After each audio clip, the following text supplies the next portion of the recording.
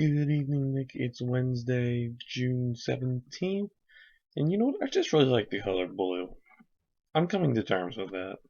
Okay, I don't really like the blue background that much, but I just work when the sun is up, whether in the morning or in the afternoon or in the evening when it's still mostly bright out. I'm just working, so I think I got way too optimistic when it came to like doing more outside videos. I need to stop jumping to conclusions like that. And that might be one of my like worst habits, Nick, is I get like a really cool idea and I get really excited about it and then it doesn't work and then I just kind of let it fade into obscurity. Like that one video idea that I had that I got really excited about. And I don't even remember what it was anymore, but I know I had one. I remember really bragging about how awesome this idea was and then never did a video about it. Oh, it was great. Also, I'm really sorry that I didn't know you were off on the day of the Flogging Molly concert, because Jesse was like, do we know other people? And my answer was no. Let's face it, I really just don't hang out with that many people. But if I didn't know that you were going to be off, I would have totally invited you. But I guess that's probably the downside of, not using textual communication, because I wouldn't expect you to tell me when your days on and off work are in a video, but I figured you would maybe tell me in like an IM or something. So I'm sorry that this project caused you to miss Flogging Molly. We'll try again next year when we can use textual communication. Also, in case you haven't noticed by now, I did get the haircut. But Nick, none of those are the things I really came to talk to you about today. I came to talk to you about making assumptions, man. You and your assumptions.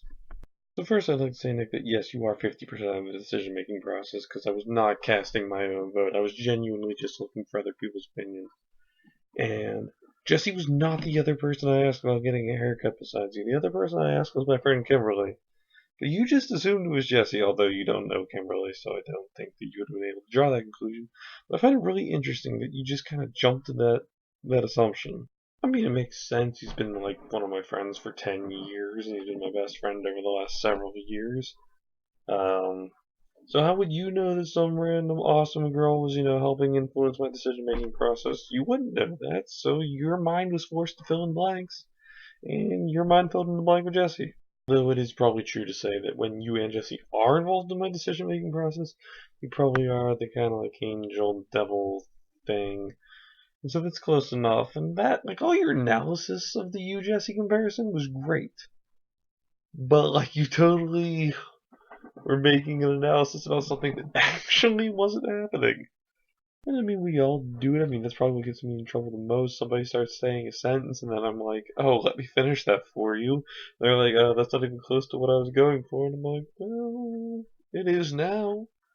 So, I don't know. I just thought it was so interesting, and I need to stop saying it's interesting, but it was interesting.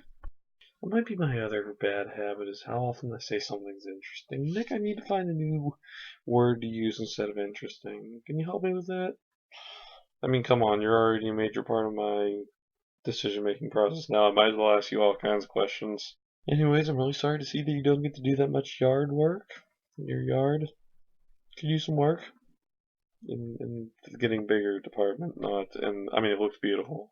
Whoever does your lawn, but you should do more yard work, Nick. It's fun, and I'll see you on Friday.